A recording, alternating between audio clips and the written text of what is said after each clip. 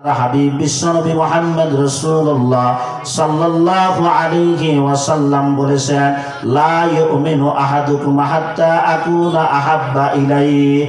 এটা হাবিবের কথা, বিশ্বনবী মুহাম্মদ রাসূলুল্লাহ সাল্লাল্লাহু আলাইহি ওয়াসাল্লামের কথা। বলে একজন মানুষ যদি আমাকে ভালোবাসতে হয় তাহলে লা ইউমিনু আহাদুকুম হাত্তা আকুনা আহাব্বা ইলাইহি।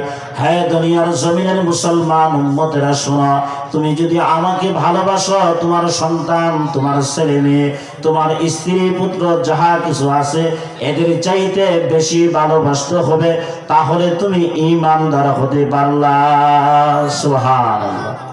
এই হাদিসে বলা হয়েছে আমার সন্তান, আমার পরিবার, আমার পরিজন, আমার সম্পদ এবং কি নিজের জীবনের চাইতেও বেশি আমার রাসূলকে বেশি ভালোবাসতে হবে। এই জন্য আল্লাহ রাসূল বলেন, বান্দা আমি দুনিয়াতে যতদিন বেঁচে ছিলাম এমন কষ্ট করেছি, আমার এক রাতের কষ্ট যদি এক পালায় তুলে দেওয়া হয়, আদম নবী থেকে শুরু করিয়া ঈসা নবী পর্যন্ত যতগুলি পয়গম্বর দুনিয়ার জমিনে আগমন, এই পয়গম্বরের জিন্দেগি, গোটা জিন্দেগি যদি অন্য পাল্লায় তুলে দেওয়া হয়, আমার একটি রাতের কষ্ট তাদের সমতুল্য হবে না। সুবহানাল্লাহ। সেই নবীর উম্মত আমরা। আল্লাহর একজন আশিক, একজন গবেষক, একজন লেখক আল্লাহর নবীকে কেমন ভালোবাসলেন,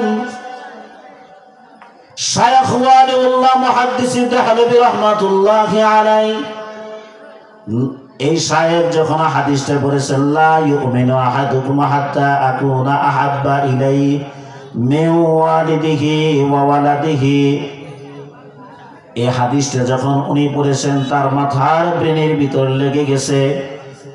বলে আমি রাসূলকে কেমন ভালোবাসবো, আমার নিজের জীবন, আমার সন্তান, আমার পরিবার, আমার পরিজন যাহা কিছু আছে সব চাইতে বেশি ভালোবাসতে হবে, রাসূলকে বেশি ভালোবাসতে হবে, তাহলে আমি প্রকৃত ঈমানদার হতে পারলাম, নচেত আমি ঈমানদার হতে পারলাম না।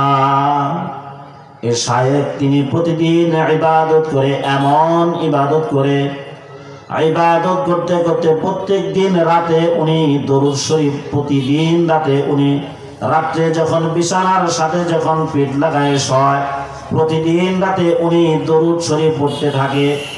আর এমন ইবাদতে বিশ্বনবী মুহাম্মদ রাসূলুল্লাহ সাল্লাল্লাহু আলাইহি ওয়াসাল্লাম এমন খুশি হয়েছে, রাত্রির বেলায় বিশ্বনবী স্বপ্নের মাধ্যমে এই শায়খ ওয়ালিউল্লাহ মুহাদ্দিস দেহলভী রাহমাতুল্লাহি আলাইহি স্বপ্নের যুগে তার সাথে সাক্ষাৎ করেছে। সুবহানাল্লাহ।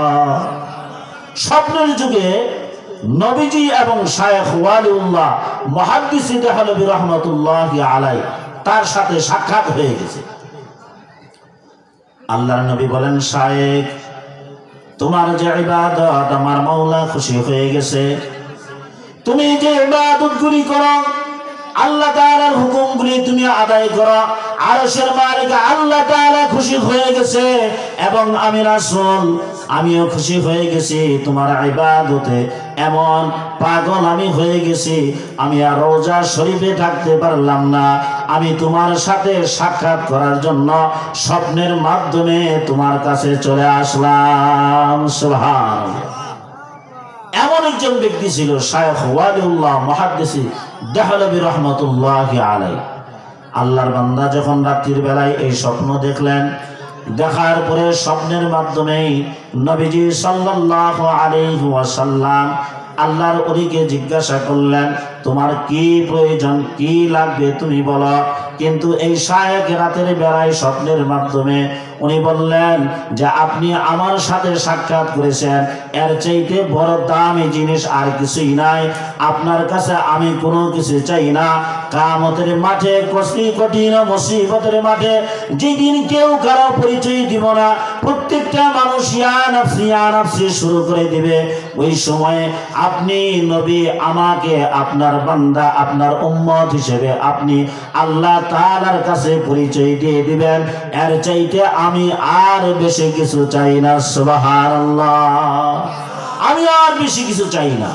আর কবরে যখন আমি চলে যাব, আমি যখন দুনিয়া থেকে বিদায় নিয়ে কবর দেশে যখন চলে যাব, এমন একটা জিনিস, এমন একটা উপঢৌকন আপনি আমাকে দিয়ে যাবেন, যেই জিনিসটা নিয়ে যেন আমি কবরে যেতে পারি।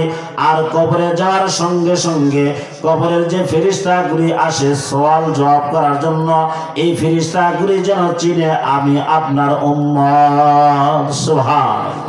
রাত্রির বেলায় স্বপ্ন, বিশ্বনবী মুহাম্মদ রাসূলুল্লাহ সাল্লাল্লাহু আলাইহি ওয়াসাল্লাম স্বপ্নের মাধ্যমে তার দাড়ি মোবারকে এইভাবে হাত লাগাইলেন। হঠাৎ করে একটা দাড়ি তার আঙ্গুলের চিপায় পড়ে গেল, একটা দাড়ি মোবারক আঙ্গুলের চিপার মধ্যে উঠে পড়লেন।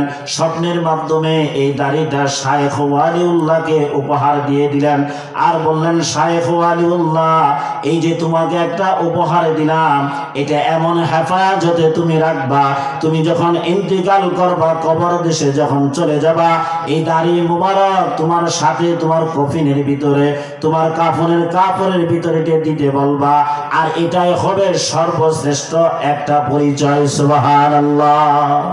চিন্তা করেন, একটা দাড়ি মোবারক তার হাতে ধরাই দিছে। শায়েখ ওয়ালিউল্লাহ মুহাদ্দিস দেহলভী রাহমাতুল্লাহি আলাইহি স্বপ্নে থেকে যখন সজাগ পেয়ে গেলেন, পাওয়ার পরে দেখলেন বাস্তব তার হাতের মধ্যে দাড়ি মুবারক। এই দাড়ি মুবারক বারবার চুমু খেতে লাগলেন। এমন একটা জায়গার মধ্যে উনি রাখলেন, রেশমি কাপড় দিয়ে বেচাইয়া সুকেশের মধ্যে উনি রেখে দিলেন। দেওয়ার পরে সকাল যখন হয়ে গেছে, ঘর থেকে উনি বের হয়ে গেলেন। ঘর থেকে বের হবে এমন সময় মনে পড়েছে, আল্লাহর নবী যে আমাকে দাড়ি মুবারক পুরস্কার দিয়ে গেছেন, এই দাড়ি মুবারক উনি ঘরের ভিতরে রাখতে চাই না, তার কাছে হেফাজতে রাখবে, সাথে সঙ্গী হিসেবে রাখবে। এই দাড়ি মুবারক আর রুমাল সহ উনি যখন হাতের মধ্যে নিয়ে পকেটের ভিতরে ঢুকাইছেন, পকেটের ভিতরে রাখছেন, ঠিক বেলা 11টার সময় রোদ যখন উঠেছে, এই সময় তার পকেটের ভিতরে যখন দাড়ি মুবারক যখন রেখে দিয়েছেন, আর আল্লাহর নবীর দাড়ি মুবারক রাখার সময় ওই যে আসমান থেকে যে সূর্যগুলি তাপ দিতেছে, এই তাপের মাথায় তার উপরে একটা মেঘের টুকরা ছায়া দিতেছে। সুবহানাল্লাহ। শায়েখ ওয়ালিউল্লাহ মুহাদ্দিস দেহলভী রাহমাতুল্লাহি আলাইহি দেখলেন চতুর্দিক দিয়ে রোদ দেখা যায়, কিন্তু আমি যেই জায়গায় যাই ওই জায়গার মধ্যে এক টুকরা মেঘের টুকরা চলে যা। উনি ডান দিকে একবার যান, ডান দিকেও মেঘের টুকরা চলে যা। সামনে যান, সামনেও দেখা যায় মেঘের টুকরা ছায়া দিতে লাগে। একবার পিছনের দিকে যা, পিছনের দিকেও ছায়া দিতে লাগে। বাম দিকে চলে যা, বাম দিকেও মেঘের টুকরা চলে যা। এই শায়েখ এমন চিন্তায় পড়ে গেলেন, কি ব্যাপার, এমন হলো কেন? উনি পরে পেরেশানের মধ্যে পড়ে গেলেন যে আল্লাহর নবীর দাড়ি মুবারক যা আমার কাছে আছে, এই জন্য আসমানের এক টুকরা মেঘের টুকরা এটা আমার মাথার উপরে ছায়া দিতেছে। ইতিপূর্বে আমার কাছে কোনো মেঘের টুকরা আমার মাথার উপরে ছায়া দেয় নাই। সুবহানাল্লাহ। পরীক্ষা করার জন্য পকেট থেকে দাড়ি মুবারক আবার ঘরের ভিতরে রাখলেন। রাখার পরে যখন বের হয়ে গেলেন, বের হওয়ার পরে দেখলেন এবার আর মেঘের টুকরা নাই। শায়েখ উনি জমিনে পড়ে এমন ভাবে কাঁদতে লাগলেন, আল্লাহ, এমন একটা পুরস্কার আমি পেয়েছি, এই পুরস্কার দিয়ে আমি কাল কিয়ামতের দিন এটা আপনার সামনে আমি হাজির করব, আর এটাই হলো সর্বশ্রেষ্ঠ একটা পুরস্কার। সুবহানাল্লাহ। এর চেয়ে আর বড় পুরস্কার হতে পারে না। এটা নবীর মহব্বত, নবীর মহব্বত। এই জন্য বিশ্বনবী মুহাম্মদ রাসূলুল্লাহ সাল্লাল্লাহু আলাইহি ওয়াসাল্লাম হাদিসের মধ্যে ফরমান, হুব্বুদ দুনিয়া রাসু কুল্লি খাতিয়া। দুনিয়ার মহব্বত হলো সমস্ত গুনাহের মূল। কিন্তু আমরা দুনিয়ার মহব্বতে পড়ে গেছি। স্বামী স্ত্রী এবং ধন সম্পদ, টাকা পয়সা, বাড়ি গাড়ি, আলমিল ফ্যাক্টরি, এগুলির ধান্দা আমাকে আখিরাত থেকে গাফেল করে ফেলেছে। এগুলির ধান্দা আমাকে আখিরাত থেকে গাফেল করে ফেলেছে।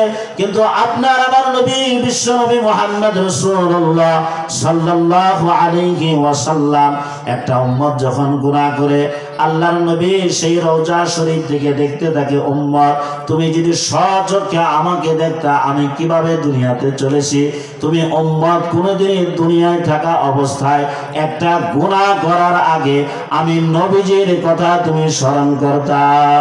সুবহানাল্লাহ। এই জন্য আল্লাহ পাক বলেছেন, বান্দা এক নাম্বার হলো আল্লাহ তাআলার ইবাদত করতে হবে। ওয়া কাদা রাব্বুকা আল্লা তা'বুদু ইল্লা ইয়্যাহু ওয়া বিল ওয়ালিদাইনি ইহসানা।